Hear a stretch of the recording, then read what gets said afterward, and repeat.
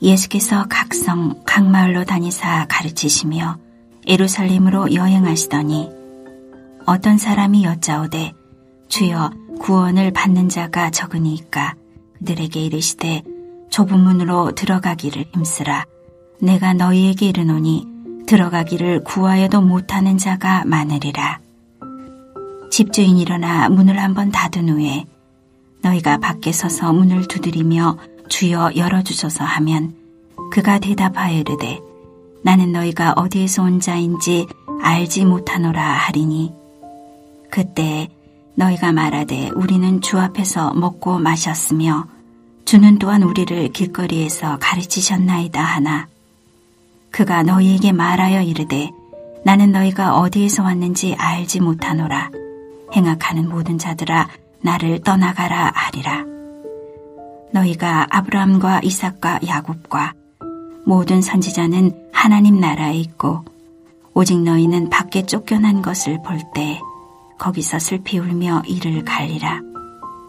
사람들이 동서남북으로부터 와서 하나님의 나라 잔치에 참여하리니 보라 나중된 자로서 먼저 될 자도 있고 먼저 된 자로서 나중될 자도 있느니라 하시더라. 곧 그때에 어떤 바리새인들이 나와서 이르되 나가서 여기를 떠나소서 헤롯이 당신을 죽이고자 하나이다. 이르시되 너희는 가서 저 여우에게 이르되 오늘과 내일은 내가 귀신을 쫓아내며 병을 고치다가 제3일에는 완전하여지리라 하라. 그러나 오늘과 내일과 모레는 내가 갈 길을 가야 하리니 선지자가 예루살렘 밖에서는 죽는 법이 없느니라.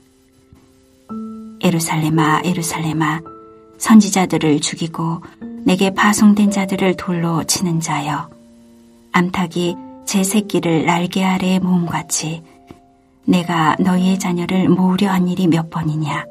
그러나 너희가 원하지 아니하였도다. 보라 너희 집이 황폐하여 버림받으리라. 내가 너희에게 이르노니 너희가 주의 이름으로 오시는 이를 찬송하리로다 할 때까지는 나를 보지 못하리라 하시니라. 예수님께서 각 성과 마을을 돌아다니사 가르치시면서 예루살렘으로 올라가실 때 어떤 한 사람이 예수님에게 질문을 합니다. 주여, 구원을 받는 자가 적으니이까? 이 질문은 여행 중에 사람들이 보인 소극적인 반응 때문에 던진 질문일 수도 있고 앞에 본문과 연결한다면 예수님이 가르치신 하나님 나라에 대하여 과연 얼마나 많은 사람들이 응답하려는지 의심스러운 마음에 던진 질문이라고도 할 수 있습니다. 이 질문에 대해 예수님은 좁은 문으로 들어가기를 힘쓰라 라고 대답합니다. 예수님이 질문에 대해 좁은 문으로 표현한 것으로 보아 그의 말처럼 구원을 받는 자들이 결코 많지 않을 것을 보여줍니다. 그러면서 예수님은 왜 좁은 문에 들어가기를 힘써야 하는지를 비유를 통해 설명합니다. 집 주인이 일어나서 대문을 닫으려고 합니다. 그러면 어느 누구도 집 안으로 들어올 수가 없습니다. 여기서 집 주인은 예수님이시고 집 안으로 들어간다는 것은 구원을 의미합니다. 예수님은 자신을 통하여 이제 문을 닫으려고 합니다. 즉 예수님은 마지막 구원의 기회라는 것입니다. 그런데 문이 닫힌 후에 어떤 사람들이 집 밖에서 문을 두드립니다. 그러나 주인이신 예수님은 나는 너희가 어디에서 온 자인지 알지 못하노라 라고 거절합니다. 그들은 주 앞에서 먹고 마셨으며 주께서 길거리에서 가르치신 자들이라고 대답합니다. 그래서 자신들은 집 안으로 들어갈 자격이 있는 자들이라는 것입니다. 과연 예수님과 함께 먹고 가르침을 듣는 것이 구원을 보장할 수 있습니까?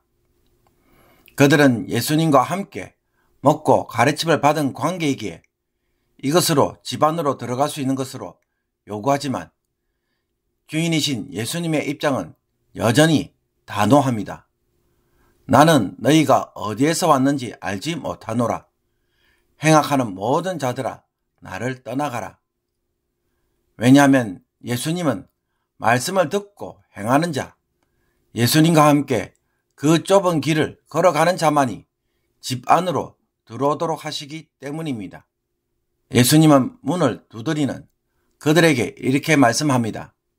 아브라함과 이삭과 야곱과 모든 선지자는 하나님 나라 안에 있지만 너희들은 밖에서 그 모습을 보고 슬피 울며 이를 갈 것이라고 말씀합니다.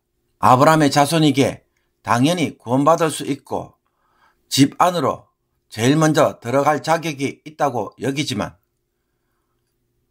그들은 예수님의 길을 함께 걷는 자들이 아니었습니다. 예수님이 가져오는 하나님 나라와는 아무런 관련이 없습니다. 그 나라 안에 있지 않기에 밖에 서서 통곡하고 있는 것입니다. 이와 반대로 집 안에서는 잔치가 펼쳐집니다. 이 잔치에 참여하도록 허락받은 자들은 따로 있었습니다. 그들은 동서남북으로부터 와서 하나님 나라의 잔치에 참여합니다.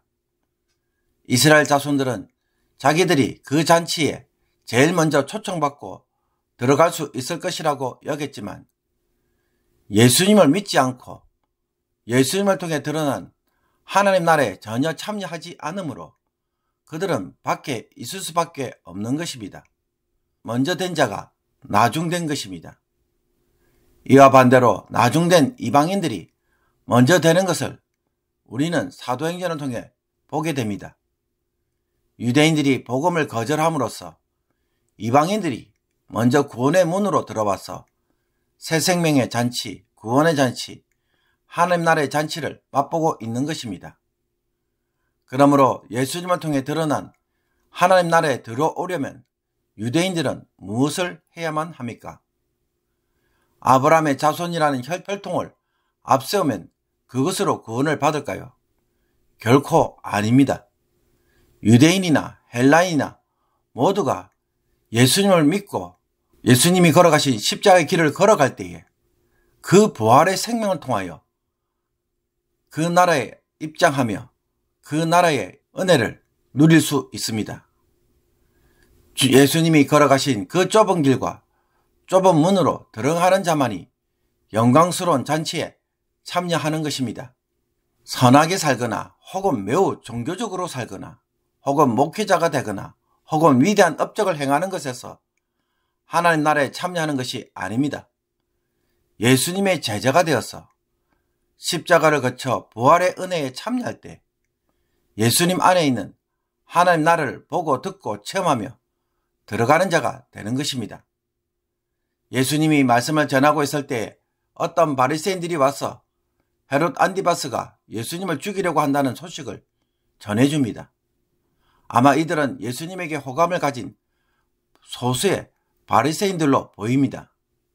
그러나 그들이 전해준 말에 대하여 예수님은 두려워하거나 피하거나 숨지 않습니다. 자신에게 주어진 좁은 길을 자발적으로 계속 걸어갑니다. 도리어 헤롯에게 전할 말씀을 그들에게 줍니다. 예수님은 정치적으로 매우 강교한 헤롯을 여우라고 부르시면서 아무리 헤롯이 자기를 죽이려고 해도 그것은 하나님의 뜻에 달려있음을 전하라고 합니다.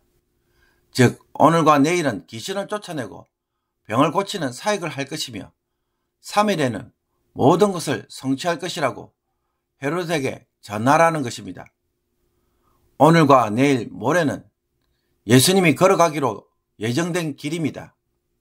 주님은 그 죽음을 피하지 않고 예루살렘 밖이 아닌 안에서 죽는 길을 끝까지 걸어가시겠다는 것입니다. 그러면서 예수님이 진정으로 슬퍼하고 안타까워하는 것은 무엇입니까? 예루살렘이 하나님이 보내신 선지자들과 파송된 자들을 거절하고 끝내 주의 이름으로 오시는 예수님마저도 거절하므로 심판에 이르게 되는 것을 슬퍼합니다. 그 결과 그 집은 황폐해질 것이고 벌어질 것입니다.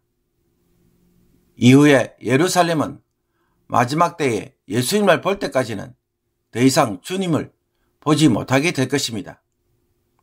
이처럼 예수님은 헤롯의 위협과 살해 의도에도 불구하고 자신이 걸어가야 할 길을 끝까지 걸어갈 것이며 예루살렘에서 죽음을 맞이할 것이라고 말씀합니다. 십자가에서의 죽음과 부활의 생명이 예수님을 믿는 모든 자들에게 주어져야 하기 때문입니다. 자신의 죽음은 하나님의 뜻을 이루기에 비극이 아닙니다. 이런 예수님에게는 도리어 악행을 자행하는 예루살렘의 운명이 더 안타까울 뿐입니다. 그런데도 우리는 유대인들처럼 착각해서 지금 좋은 교회, 큰 교회, 성장하는 교회 안에 있기 때문에 오랫동안 신앙생활을 했기에 교회에서 직분자로 있기에 나는 당연히 하나님 나라 안에 들어갈 것이며 구원을 경험하는 자가 될 것이라고 착각하고 있지는 않습니까? 오늘 말씀을 다시 한번 묵상해 보십시오. 하나님 나라에 들어가는 자는 지금 예수님을 믿고 하나님 나라 안에 있어서 이곳에서 체험하는 자들입니다. 예수님과 더불어 먹고 마시며 그분의 가르침을 받았다는 것이 구원의 조건이 될 수 없다고 주님은 분명히 말씀합니다. 오직 예수님을 믿고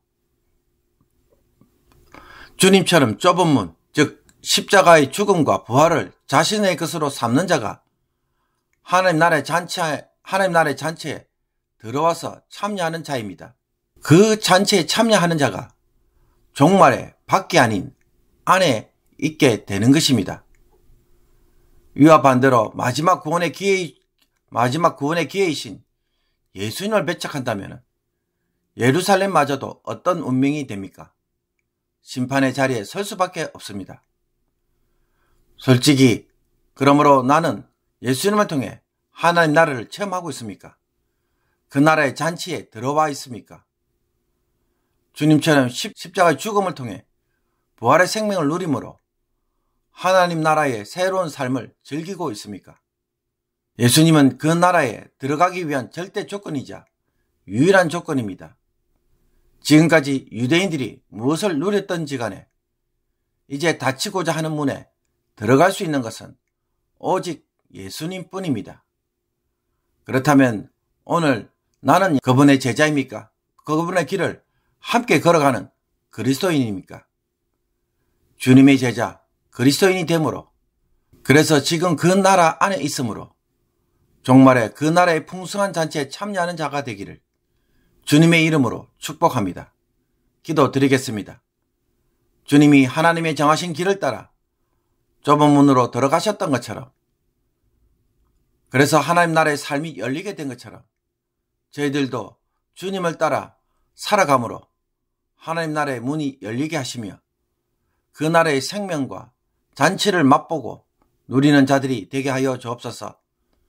주님이 아닌 다른 방식으로 이 세상에서 천국을 맛보려는 자들이 되지 않게 하옵소서. 세상이 주는 가짜 천국을 바라보며 헛된 시간을 보내고 헛된 인생을 사는 자들이 되지 않게 하옵소서. 주님을 믿고 따름으로 병든 자, 귀신 들린 자들이 치유를 받고 안식을 누린 것처럼 저희들도 이 땅에서 예수님의 십자가와 부활의 생명을 통해 하나님 나라를 지금 맛보는 자들이 되게 하옵소서. 예수 그리스도의 이름으로 기도하옵나이다. 아멘.